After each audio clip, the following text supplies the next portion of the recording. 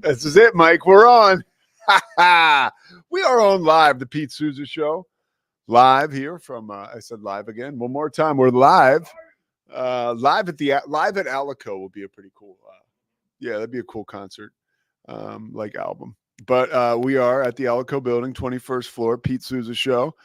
Big show for you today. Dan Ingham, Oklahoma State alum, going to stop by in person to talk to us a little bit about one. He's got picks for this week, and we can't wait to get to them. And two, I'm going to take him inside Oklahoma State, ask him some questions. Seems like the program is in free fall. They take on Baylor this week, and could be two programs going in totally different directions. Could be an opportunity for Oklahoma State to stop the bleeding. But I don't know, man. They are bleeding profusely right now in Stillwater. Not a good look for them as far as their football program is going. Also want to thank our sponsors, Crawford Austin Properties, of course, Slovakics, and we got to thank Daniel Stark Injury Lawyers. Daniel Stark Injury Lawyers, they have a lot of core values. One of them is being remarkable. I got a chance to do a lot of stuff with Daniel and the Daniel Stark Injury Lawyers around Be Remarkable, and it's a special group of people over there. And I would urge you to check out the Be Remarkable project. That's on the KWTX website. I no longer work for KWTX. I just love the Be Remarkable program. But Daniel Stark Injury Lawyers, thank you so much to them for being a sponsor. Also want to say thanks to our friends at Socorro Family Ford and D1. As we get into the show today, a couple things I want to start off with.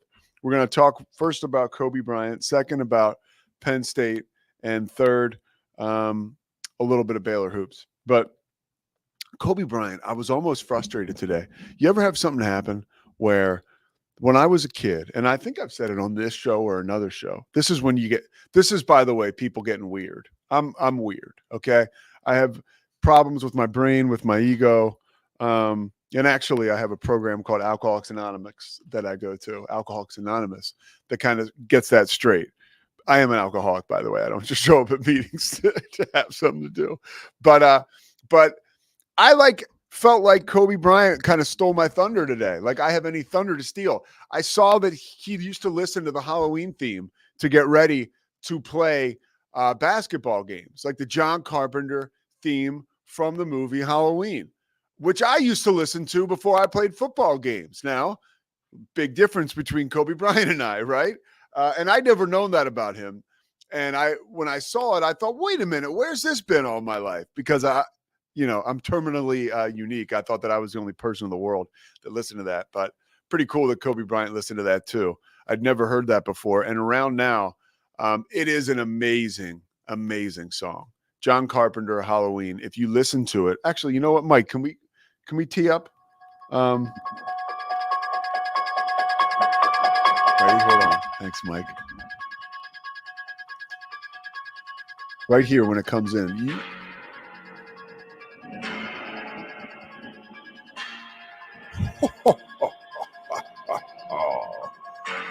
I mean, thank you very much, Mike. That first of all was on the spot work by our own Fred Norris here, and also it gives you a little bit of chills.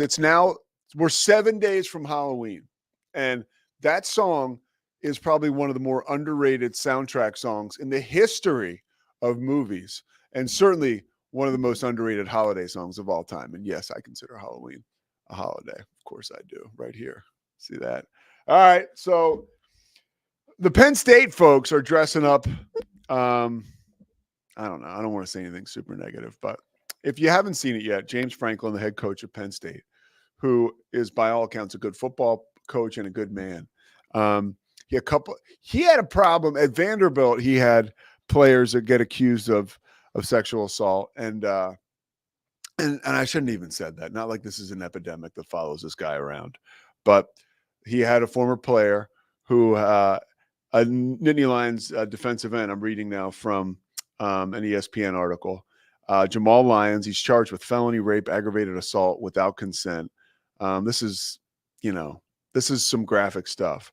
There's another linebacker, a former, I should say, both these guys are former linebacker, a 19-year-old who was charged with felony rape, aggravated assault. Just some ugly, ugly stuff. And one of them released on $500,000 bond. The other released on a $400,000 bond. Preliminary hearing scheduled for next Monday. So, that is way above my pay grade. We're not going to litigate that here, but clearly we have a situation surrounding the Penn State football program. And he is speaking to the media, and the first question is asked, hey, like, would you care to comment on this? Or somebody does their job as a journalist. They ask a question about these situations. And James Franklin doesn't even acknowledge the person, leaves the podium and waves his sports information guy out there who's got a piece of paper, which is the statement that Penn State released to the media. And the guy reads the statement, the guy who's doing his job, right? And then the guy leaves. Actually, what happened, somebody asked, James Franklin asked, would you like to hear the statement again? And they said yes. And they waved the PR guy. He comes on, reads the statement. He leaves. Somebody asks another question about it. James Franklin leaves again and waves the PR guy over to talk to the media about it. Somebody who's been on both sides of this, right? In the media world, looking for a story, searching for accountability or information regarding a story, and somebody who's been in the sports information position. And I got a chance to catch up with one of my mentors over this past weekend in Colorado, Craig Miller, who was a sports information guy at Villanova, was a sports information guy for the Dream Team in 1992. This guy's a legend in the PR world, and that's why I think a lot of my history and experience, I tend to go on the side of the player and the coach and the institution and the franchise, because I've always said, and I say it here, there's just so much that we don't know about what's going on. And even like when we cover sports, and I do the same stupid stuff when I get like as a hardcore fan or I assess someone's play, it was cool. We do a GXG show here and we feature Baylor athletes. GXG is, they work with Baylor athletes. And it's a really cool mission that they have. Look it up. I don't want to screw it up and try to describe it because I don't know exactly. But the kids come in here, and I was talking to Jordan Wesley, who's an amazing baseball player for Baylor. The guy just jacks home runs, has great power. But we were talking about the specifics of what goes into just approaching a single at bat. And there's so much that goes into even that one instance that, as a good friend of mine likes to say, far be it from me to put myself in their shoes and try to act like I know what's going on, because I don't. And so that's a lot of context to say, like, look, I usually side on the side of the program or whatever. That was such a bogus move by Penn State to wave the guy out there with the statement, and then for James Franklin to wave him out again. There's not like so much you have to say, even with, and we'll talk about this, like even the Bill Belichick, Aaron Hernandez thing. Like Belichick stood up there himself and made a statement and really was like addressed the situation what is going on and how this impacted people's lives is a tragedy. But we're not going to talk about it. There's really not much he could say. And in a situation like Penn State or college football, there's actually a little more accountability and relationship you have with the players, and you've recruited these guys. And in some instances, you're looked at as a mentor to them. So I just, the media and people that are really covering stories, as this is a big one, they're just looking for some information and a little bit of transparency. And James Franklin gave none of that. And it scares me a little bit as somebody who I really do want information out there and transparency. And I love, the celebration of sports. It's just a little worrisome that like we can kind of get Gestapo guardish with people. And I don't like seeing that. I like seeing coaches out there. I like seeing them speak to what's going on. And you don't have to, the thing about it is you don't have to say a lot. You really don't, but you need to say something and you need to be there. And I thought that, James Franklin is the guy, right? He is football is the front porch of a college institution. He is the guy sitting on that front porch, right? And he went inside and he called out one of his kids to answer to a neighbor after something went wrong, and I thought that was just not the best look for Penn State. Again, I don't know. There's more to the story, but the optics are not good. They're not good at all. Yesterday, I had a chance to go visit with Cam and Matt Mosley. And I had like some good news to share, right? About Baylor's last year, the camera angle in the new Foster Pavilion, which is like a Rolls Royce of a building. And it has, not only is it slick, but it has a smaller footprint. You're closer to the court. I would encourage anybody in Texas to find a way to go to a game there. Just if it's a single game, it's one of those types of arenas where it doesn't matter who they're playing. Of course, if you can go see them play Kansas, that's awesome. But it's a gym you just got to be inside of. And I call it a gym because it has that feel. The fans are close to the floor. It's very loud. I had a chance to call the Iowa State game last year on ESPN2 that went into overtime. And it was a madhouse. And it was like a thrill to be in, again, a gym like that with such great energy. But the angle last year of games that were televised was too high, right? And Baylor has fixed it. With help from TV networks. And I had heard that this change was going down, and I shared it on the Matt Mosley show. And like the moment it came out of my mouth, I was like, did I need to say that? Like, that's good news. And I love Baylor, but I was like, geez, first of all, how much of a dope am I, right? I have a show here where why wouldn't I say something like that on my show? And tweet it out myself, right? Because I don't have the balls. But let me go to Matt Mosley's show and say it there. Like, clearly, we're a work in progress over here at the Pete Sousa show. I kind of did like a drive-by. And then on the way home, I was talking to my girlfriend, Christy, and I was like, yeah, because I've had like also like, it's a weird world out there with social media, with information, with like, for me, it's like I'm conflicted, right? I love calling games. I do that. I love those opportunities, but also I love doing this show and I love hosting shows and stuff. And so it's weird because you have news like that. You got to find the integrity to break it on your own show. And also it was an innocuous thing. It's good news.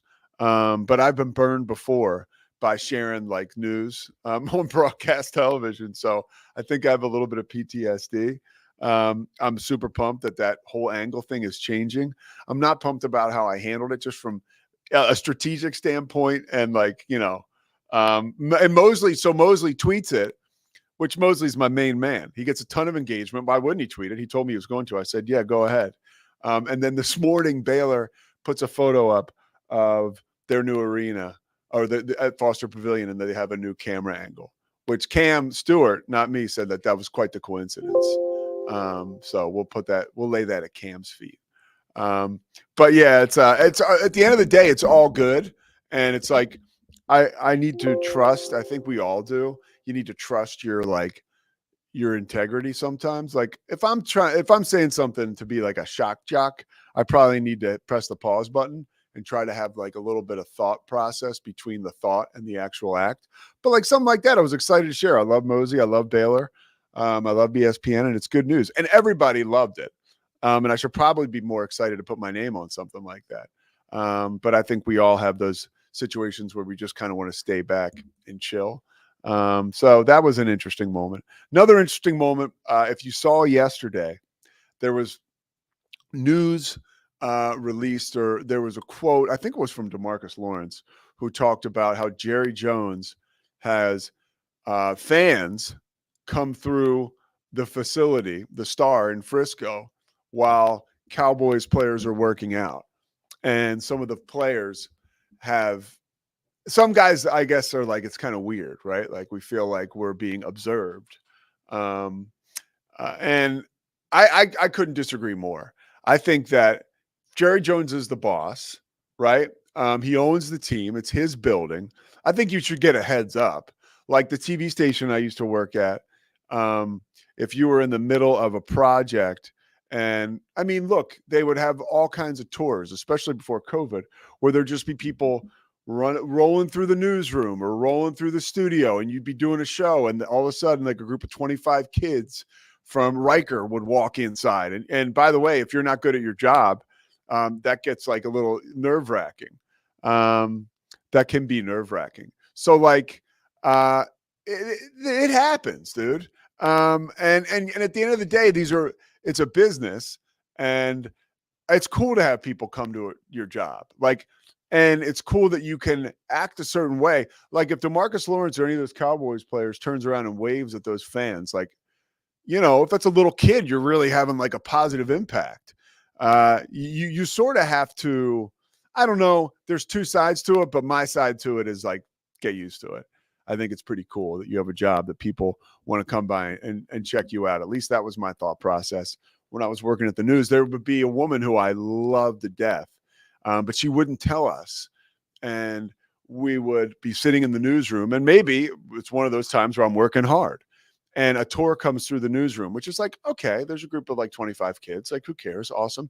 And then it's like, hey, would you mind telling them about how the news business works? And you're like, I'm sitting here, I'm just trying to get through the day. And now all of a sudden I gotta, but it's like, hey, snap out of it. This is an opportunity. Again, you put on the happy face, you do the happy dance, and you get a chance to like be the guy that's, talking about your profession to these kids. Mike, I see you nodding your head. Mike Hamilton, ladies and gentlemen. I taught school for a while. Yeah. So that meant we went on a lot of field trips, because who the hell wants to be in the school? And so I completely understand what you're talking about as far as like it being a goldfish bowl, for the most part. And you can take it one of two ways, right? You can take it as it's interfering with what you're doing. Yeah. And if the kids are unruly, that's on the people with the tour and they need to go. Yeah. But yeah, that's a whole nother thing. No, that's absolutely true. Yeah. Because sometimes they just walk off. Oh, they're going to get to talk to Pete for 5 minutes. So I'm going to go use the bathroom. Yeah. But you can take it one of two ways. It's either flattering. Yeah. Because that's the way it should be. Yeah. Right. Or, oh, why are these pain in the ass kids here again? Yeah. That kind of thing. And honestly, at that point, it's all on you. Yeah. It's on the way that you take it. Totally. So yeah, those kids, it's an opportunity for kids to have anybody either come to class or be able to go somewhere and see people. It will make their entire month, and so to be able to do that and spend 5 minutes with them. Now, again, it needs to be regulated. By the people who bring them, and they need to be good teachers. And I would like to think at the Cowboys facility that's being regulated. But like, if any player were to turn around and like give those kids a flex or whatever, that's a memory that they'd have for the rest of their lives. A story I heard: Charles Barkley and Michael Wilbon were hanging out somewhere. It was when Wilbon was helping Barkley write his book, and Wilbon had been on PTI for a few years, had obviously achieved success and notoriety. And this is along with being a columnist for the Washington Post, but somebody comes up to them at the restaurant and disturbs them, whatever they're doing, right? Or interrupts them and walks away. And Wilbon is like huffing and puffing, like, oh, I can't believe that. And Charles Barkley turns to him and he says, dude, you decided to go through their TV screen in their living room. Like, they didn't decide that. And that's what happens. That's a part of the whole deal. And I think that's a part of being a Dallas Cowboy too, that's a hell of a lot better than working in Jacksonville, where nobody gives a shit about the Jaguars right now. Even when the Cowboys are bad, people love it. People want to be around it. And I doubt that's interrupting the progress that any of the Cowboys are having, getting better. One thing too, I can look back, one of those days where I, got over myself and was able to give a tour.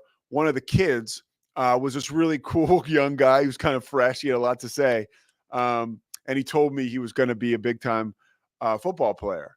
And this is probably 2019. So we're talking 5 years ago. He is now a freshman at Texas Tech, Miguel Esquera, a really good cornerback out of Shoemaker High School. So it's also cool to be a part of that too, right? To see, oh my gosh, like I can identify with this kid playing big time college football. And maybe I'll be lucky enough to call a Tech game one day and bring that up. I did actually do a Shoemaker game. I think it was last fall where he had like a pick six or something, and I got to tell that story, which was pretty cool. The same kid? Same kid, Miguel. Oh, that's Esquera. really cool. Yeah. And we both follow each other on Instagram now. That is super cool. Yeah. No, I love that. Yeah. So it's a lot of fun, and I think that if you have an opportunity and you have a job where people love to come see you and hang out, like it goes back to Saturday Night Live. If you work at NBC, or even like the movie Private Parts, where Howard Stern takes you behind the scenes. He interviewed Bruce Springsteen yesterday. A lot of people, I haven't heard it yet. And honestly, I'm not as excited anymore, but that's a whole nother story. He's doing his radio show at WNBC, and they have a tour, a group going through. I think, if I'm not mistaken, I forget who plays the NBC page in the movie. But somebody comes through, and Howard and those guys are doing some crazy stuff in the studio, and people are freaking out.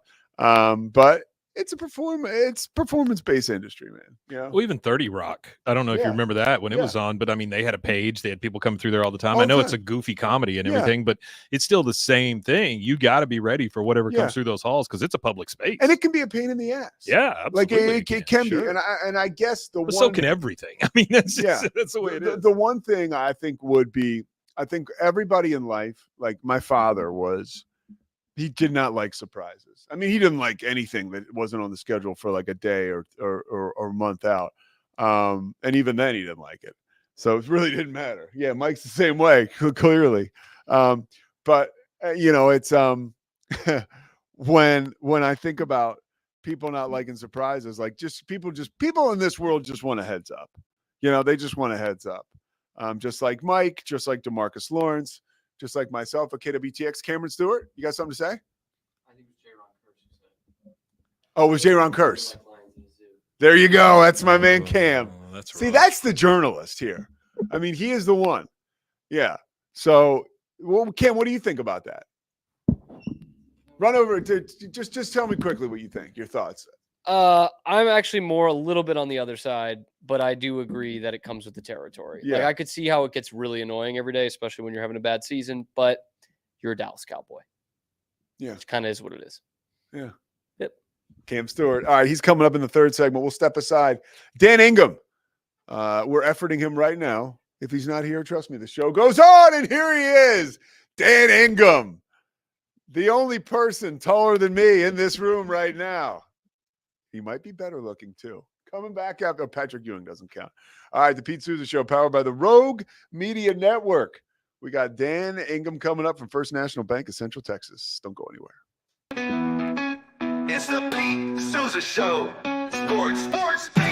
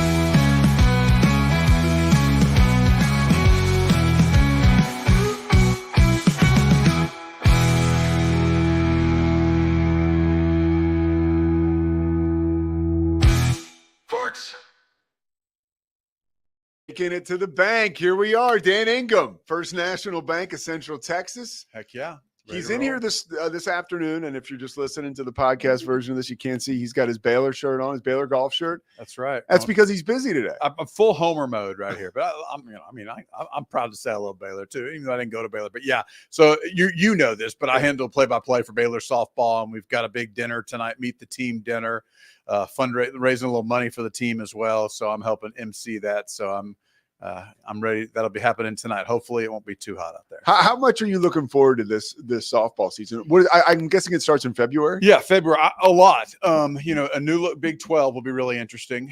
Oklahoma State obviously will be the favorite, I think, with the teams they've had in the past, but no Texas, no OU, but then you gain Arizona, a historical program. Utah has been good the last couple of years, went to the World Series, in fact, Arizona State. So it's going to be a really interesting league this year. And I just talked to one of the coaches today, and they're very optimistic about this team, a team that almost went to the World Series last year. Yeah. So, yeah. It's also interesting, like with you and your wife Julie. Like, have you talked about the travel? Like, because that's a much different. You're talking about the short trip to Oklahoma or the bus ride to Austin, and we're going all over the country. So you know this, but John Morris is about as good a guy as you're ever going to meet. A couple of years ago, I came to him and said, "Listen, I can't travel to all the games. Just with my day job at the bank, I need to kind of hold back." And so he has been awesome. So we have some folks that have kind of filled in for me on the road. Somehow I never make the Ames, Iowa road trip, but so I kind of set it up where I can maybe do some of the road trips like that I can drive pretty easy. And then the postseason, because you never, in theory, I hope I'm busy for about a month in the postseason. So I have to kind of hold back for that. So I just don't travel like I used to with softball. And that's okay, because we've had some very capable people fill in for me. It's been great. I've gotten a chance to call some softball too. I never realized how much I would fall in love with the game. And the players and the superstar coaches. And I just want to ask you about this quick, your thoughts on Oklahoma and Texas being out of, you got Patty Gasso, Mike White. Those are two like huge coaching names. Yeah. And now they're out of there with one of them's really nice. Yeah. Sorry. Right. And is he Australian? I didn't say which one. Yeah.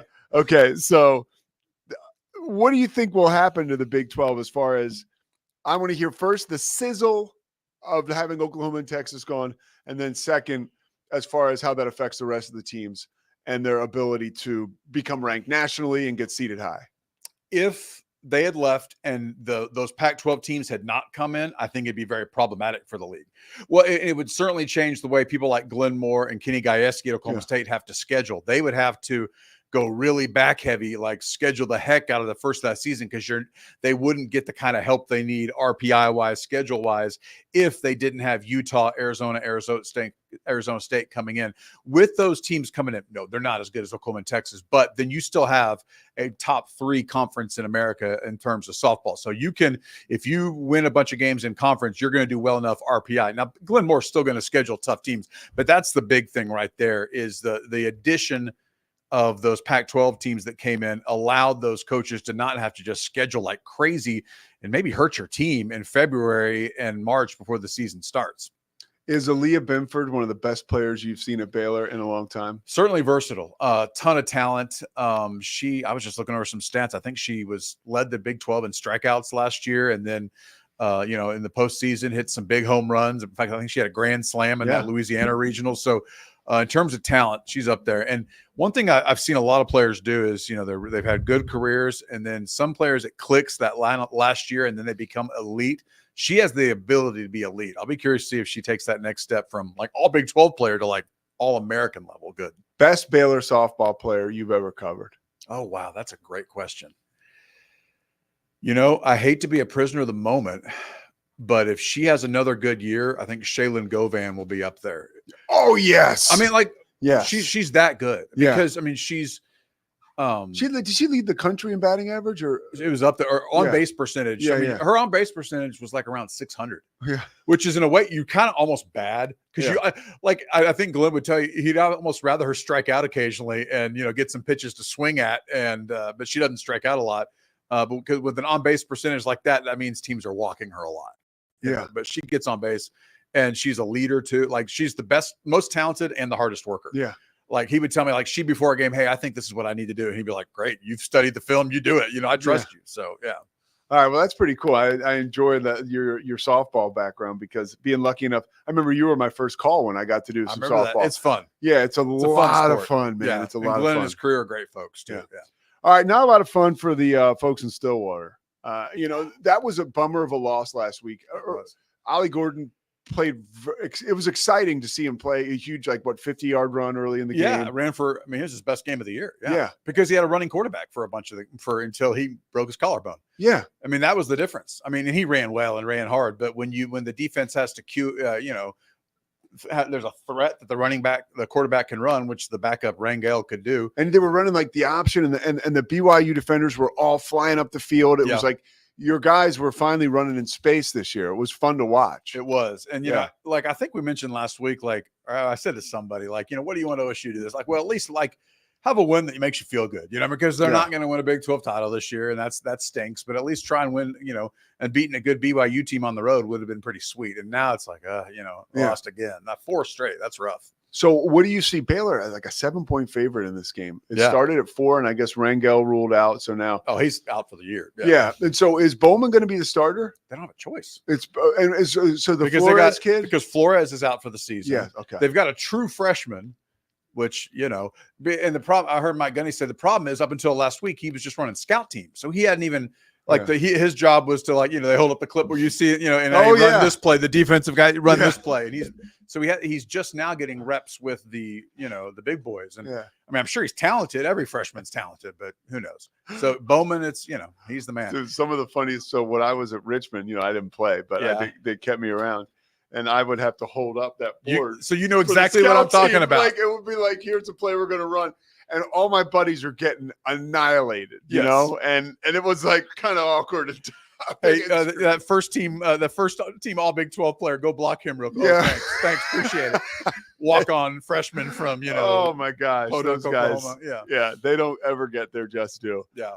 So what do you foresee happening this weekend though? Baylor again, like I said, the 7-point favorite, and all of a sudden things are shaping up for the Bears. Isn't it funny how you look at the schedule now? You're like, is there a game they can't win on the schedule? I think they could win all 5, dude. Yeah, I really do. Now, 100%. Of course, it's every game is, how about this? You and I sat here a little while ago and we were talking, we looked at their schedule and you said, I can't see a game in the next 3 or 4 where there won't be underdogs. Yeah. Now it's the opposite. Isn't that wild? But here's the deal. It is a week-to-week league. Every team in the Big 12 is going to have a week where they look good. Yeah. That's just the reality, except for Oklahoma State apparently. But is Baylor, I won't think, all right, they've got it turned around until they do it again this week. That's kind of the way I'm looking at it. I kind of show me a little bit. They went that's a great win. I mean, it really was. I mean, they beat a decent team on the road and really owned everything about that game. Do it again this week. And then I'm thinking, it feels pretty good about this team right now. And I think they can. I think the 2 teams are probably pretty even in talent. Maybe Baylor at this point because of all the injuries. Yeah. Oklahoma State has its 3 best defenders out too. Yeah. And so, and that was the last play of the game where BYU scored. It was like a walk-on safety that missed the tackle. You know what I mean? And so you're just, I'd be surprised if Oklahoma State comes down here and win. Though interesting, I was looking at OSU's won the last 2 times in Waco.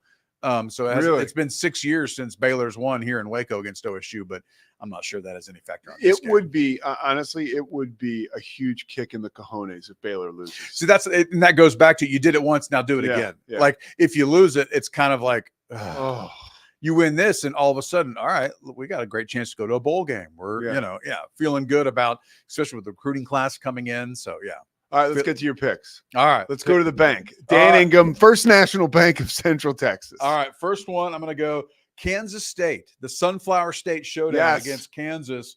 They are a 10-point favorite. I would give the points. The last 10 years, Kansas State's average margin of victory over University of Kansas, 23 points. They own that series in the same way Kansas, as their fans, will own that series in basketball in a serious way. It's to your point, doing that Inside the 12 show, I guess they've won 15 straight. Kansas State has, and 12 of the 15 have been by more than 10 points. There you go. So now, to be fair, Kansas has had some really bad teams during that run, and we feel like they're minus this year. They've gotten a little better. But I like K-State given the 10 right there. All right. NFL, this is maybe interesting. Raiders, getting 10 points against the Chiefs. Kansas City's luck runs out in Las Vegas.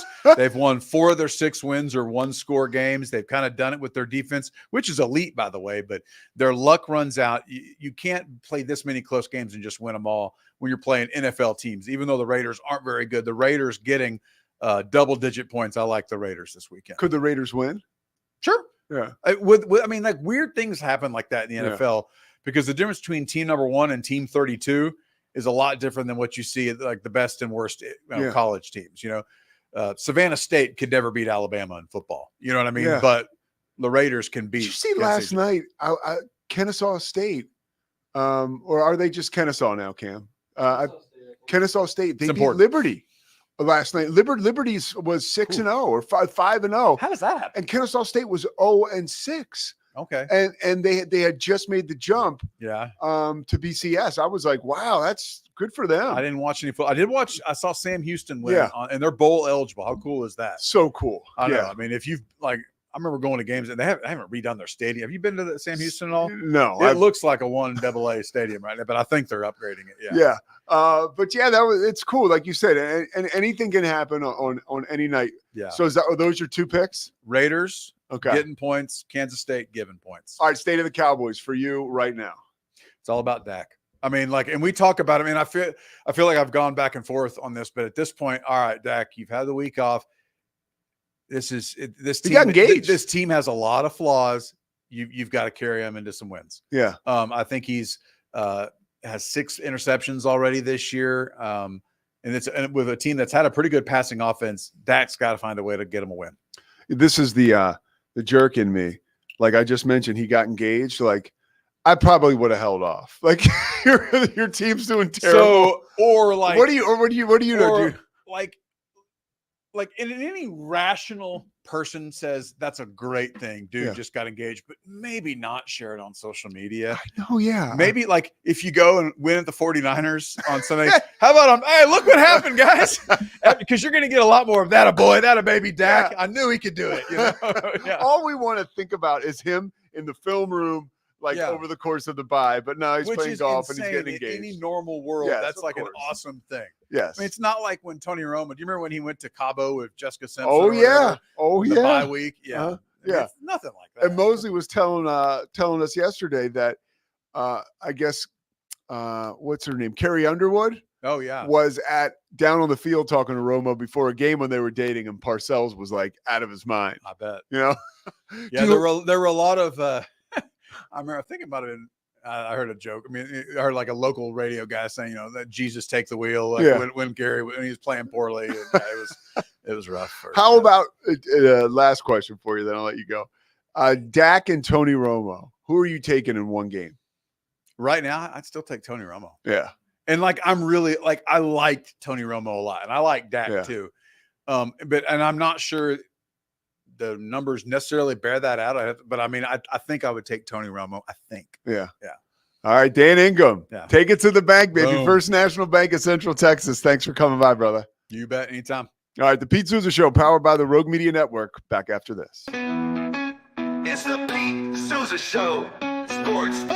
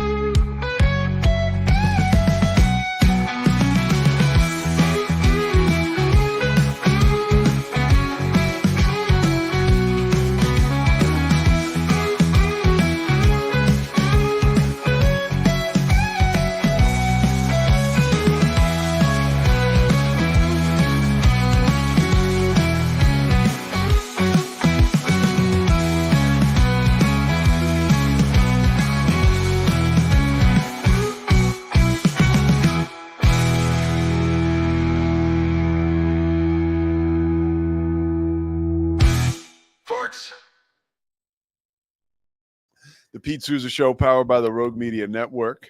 A lot going on today in the world of sports, and there's nobody else. I love the opportunity to talk with Cam Stewart, and we're going to bring him in now. Oh, yeah, here we go. Cam Stewart, who by the way, has been a bit of a soothing voice for me after my stress of dropping Usually that, it's like, the other way around. dropping that little P. Like, I was like, not a big deal, but that thing I said about the cameras. Yeah. Yeah, I think it's fine. Like, Yeah. look, I've had some run-ins with Baylor before. If they find a negative spin to this, then I don't know what. I love You know Baylor. what I mean? Like, Yeah. it's such a positive thing. Yeah. And also, it's not like, not to discount it, but it's not like huge breaking news in that It's not. they would no. want to keep it in house. No, it's not. I was thinking about calling my man David K, but I'm going to just leave it alone. I don't want to breathe any more energy into it. He's probably watching right now. I don't think so.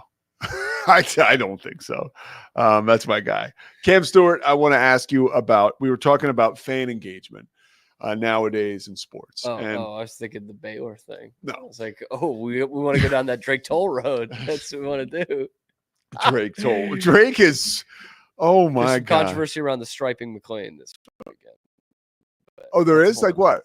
So, real quick, because I don't Baylor, want to get too much into come this. on, be real. Like Drake told. So yeah, be serious. Be serious. Yeah. Be serious. We're not a serious Be a football serious team. program. Too Yeah. many oars on the depth chart. I'm like, okay, let's Yeah. settle down. He I wanted do get bugged the about oars on the thing. depth Yeah. chart. That's a I'm like, I know. I it's get peeved every by depth it, chart in the too. country, bro. So they used to do stripe out McLean, which I'm sure you've seen around like OU and stuff. Yeah. They used to do it every homecoming. So one section was green, the next one Uh-huh. was gold, and it would just alternate throughout the stadium.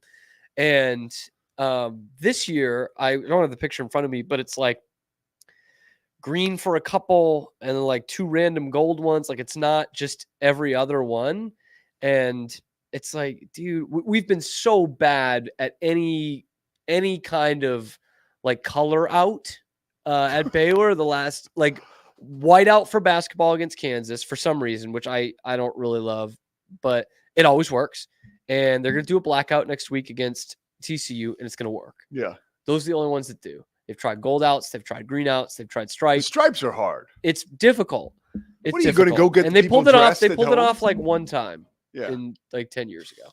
But it's tough to do. Like I don't know. Anyway, I thought that's what you were going to talk about. No. But I like the other discussion. I want to talk about we had an interesting talk here before we started. And there's a little bit of a burning desire that is starting to fade, I think, from a fan perspective. And I talked to you about the Philadelphia 76ers a little bit and how I have become an apathetic Sixers fan. I do not care. I'm almost moving towards dislike because the injuries are, And the Knicks are good. well, the Knicks have. So that is pushing Pete away. Well, the from Villanova Knicks, Sixers. how am I not going to love them? How am I not going to love them? come on. Yeah. Did you know I went to the ESPN seminar? I talked to Fran Purcell No about way. Villanova for a while. No way. We did, yeah. He went to their Midnight Madness. So, anyways, you said how $70 for parking At the outside. Clippers games, yeah. What in the world? And then you said it was general parking, and I trust you with this information. I haven't looked it up. It was on Twitter. Yep. Oh, great! I mean, they Um, got a picture of the sign that says yeah. it, to be fair. In general parking, Yeah. like not VIP. No.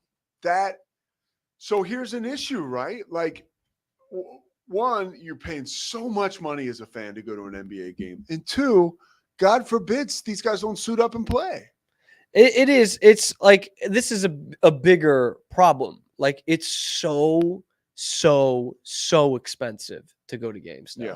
I'm going to the Bruins in Dallas in a couple weeks, and I do it once a year. So I'm willing to spend a little bit more. Yeah, totally.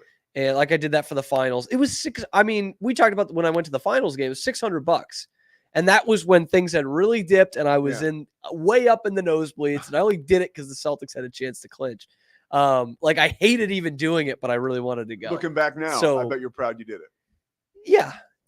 Totally. But like it's more of a moral thing than it is even just the money. You know what I Yeah. mean? Like I know my dad would never do that. You know what I Yeah. mean? And like it is a lot of money, and I know how valuable $600 is.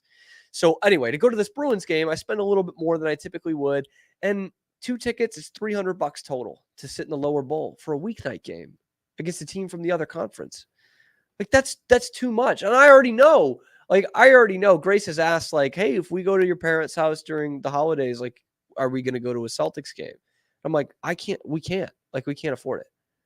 We tried to go to one last year against the Pistons on December 28th. So it's in the week, but okay, it's a few days after Christmas. And the get-in price was like $200 a ticket. Yeah. I'm like, this is it's ridiculous, man. And the point of that tweet that we were talking about was someone complaining like, you are keeping out a lot of people, right? A generation's worth of people won't have that experience of going to games growing up because it's tough as shit to go. Like, people can't afford to go. The common people cannot afford to go to these games. And like, it really sucks. And it was kind of in that way. It was leaning towards that way when I was growing up. As big a Red Sox fan as I was and am, and my family is, my dad is, like, we only went to a couple games a year because they sold out every game. Patriots, forget about it. Yeah. You couldn't buy a ticket.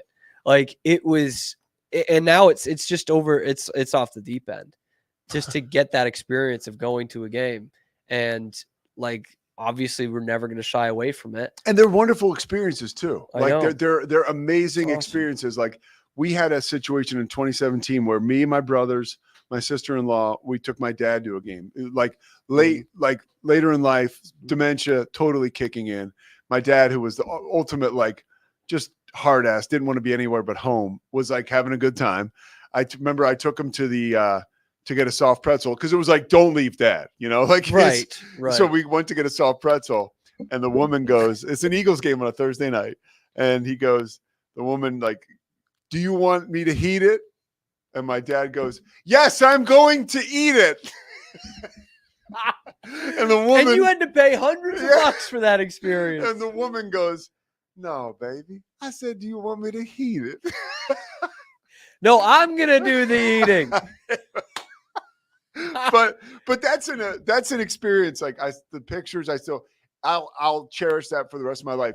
Now, Kevin bought the tickets because Kevin was throwing some money around. He was doing good, right, with this therapy work. And Kev was. That's my future. I can't wait. Right. No, she gets into the right area, the right. And I won't give a shit. My kids are going to game. Yeah. And we had like VIP parking and whatever. But it was like, we're gonna just spend a lot of money and we're gonna have an amazing experience. We're gonna remember this forever. Like, throw it out of your mind how much we're spending.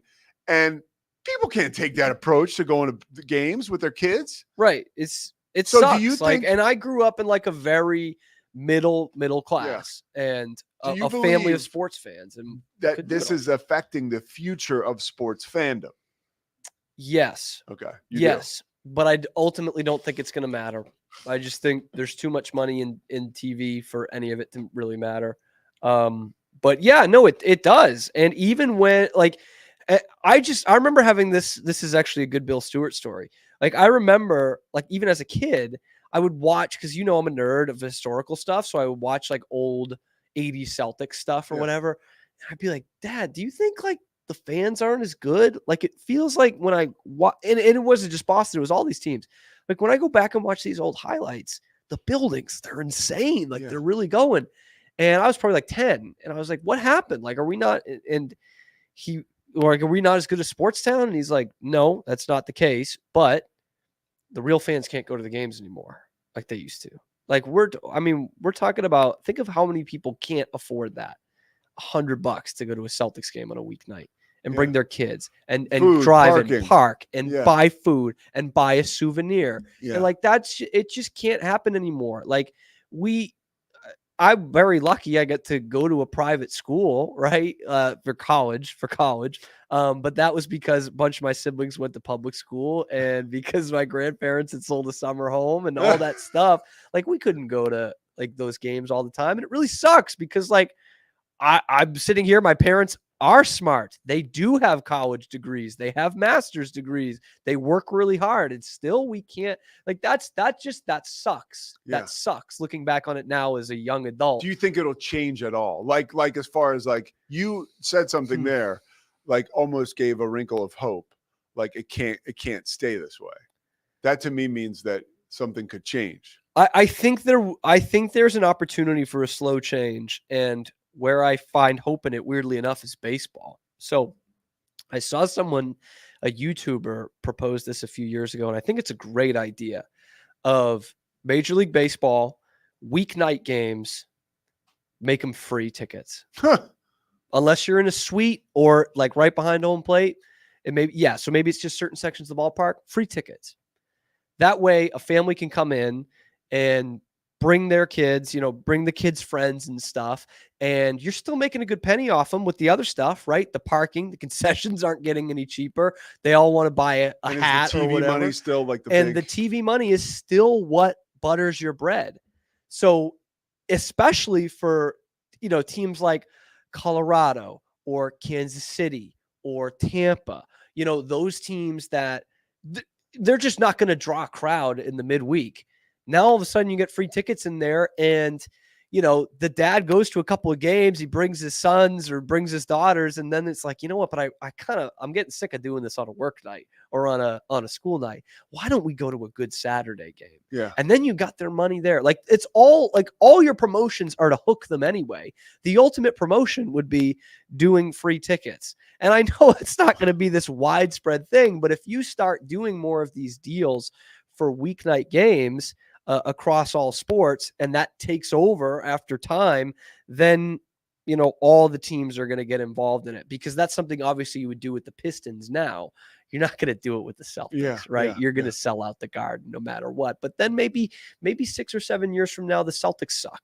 Yeah. And you are starting to do those deals on weeknights. And so it kind of goes everywhere. And then it's like, I think what it really comes down to is their third-party ticket companies. Yeah. This is what I ran into with the Oasis tickets. Oh, you want a sob story, man? Yeah, let's go. I want to hear it. Oasis is my favorite band of all time. Like they mean so much to me. So much. Fuck you. So much past music. Like I love Oasis so much. And the whole time I've been a fan, they've been broken up and they were never going to get back together. They're finally doing it. They're doing a US tour. I sat in the queue on Ticketmaster a couple weeks ago for the Chicago tickets, and they were sold out before they got to me. I was going to splurge a little bit. Again, kind of going back on my word here. I was going to do like $250 a ticket to be on the floor for Oasis in America. Like this is a once in a lifetime for me. And they bought them out before it got to me. And now it's $600 to get on the floor. It's more than I was going to pay to be on the floor to get in the third deck of a football stadium to go see Oasis. Like, are you doing it? That sucks. No, I can't right now. I'm hoping it'll go down at some point in the summer, but like I cannot afford that. So are you gonna like it all sucks? It's a big sob story, and I love a good capitalism, but this is the shitty part of it. Will you scour those networks like every day, like a little bit? Oh yeah. Yeah. Grace is kind of into it. She wants to go. Isn't there a radio station you can call in every day? I don't think there is anymore, Pete. I don't think there is anymore. But yeah, I do think about that, because like as special as my sports growing up was, we didn't go to a ton of games. And you hear about like the past generations, they go all the time. Yeah. Because it was easy to do. I honestly, we didn't go to many games because it was a pain in the ass for my dad. You guys were in the suburbs too, right? Yeah. So we're like 25 minutes outside of Philly, taking 76. Pain in the ass to get into this. My dad didn't like doing it. Every game we were at, and he took us to a probably 5-10 over the course of my childhood, all of us, which was awesome. But man, we also had a rotation in my family too. I'm sure you probably had something like with your brothers. Yeah. With my brothers, if Bill could only get 2 tickets, like it was on a rotation. Yes. So there was also that. So 100%. And we'd leave early regardless. I remember the Eagles were playing the Redskins. Joe Theismann's quarterback for the Redskins. Ron Jaworski for the Eagles. The Eagles were dog shit at the time. It was probably 85, 86. And the Eagles are mounting a comeback. This is awesome. And my dad's like, let's go. We're out of here. It's like the fourth quarter. There's like 6 minutes left.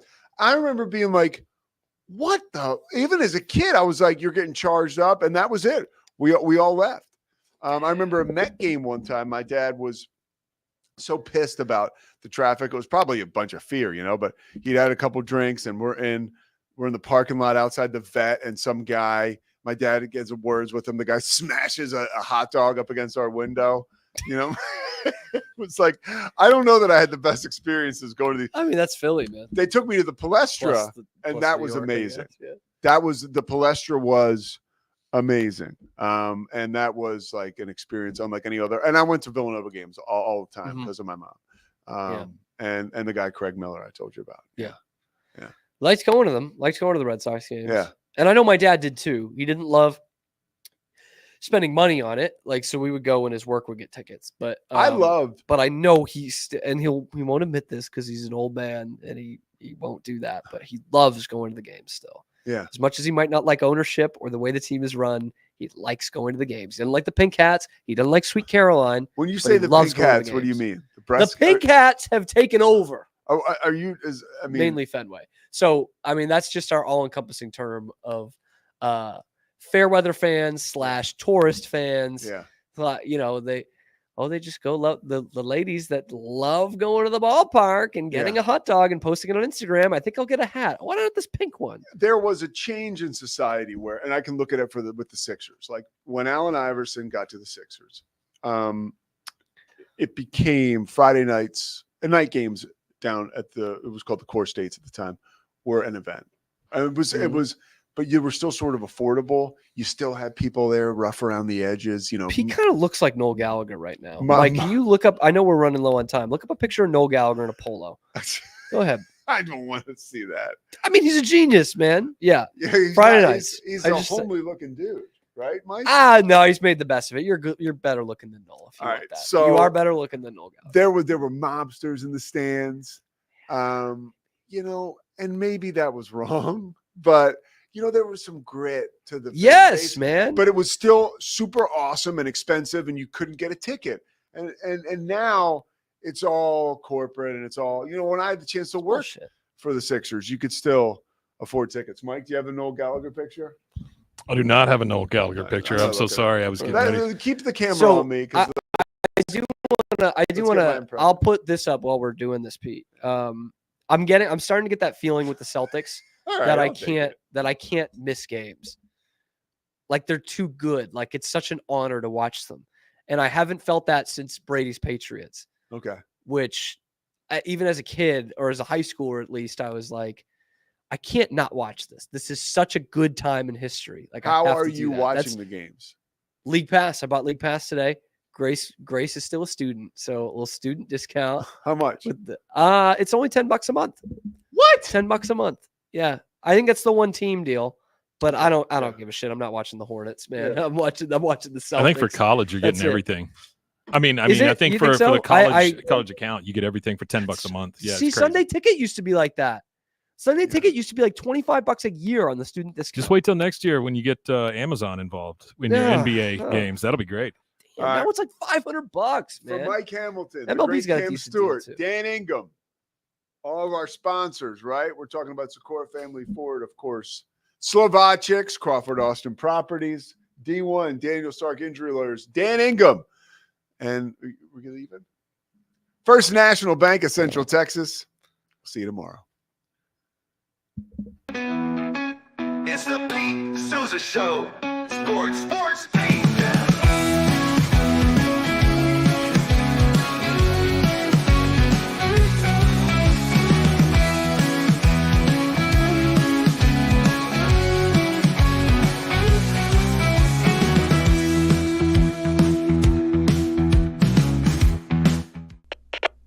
We are Rogue Media Sports.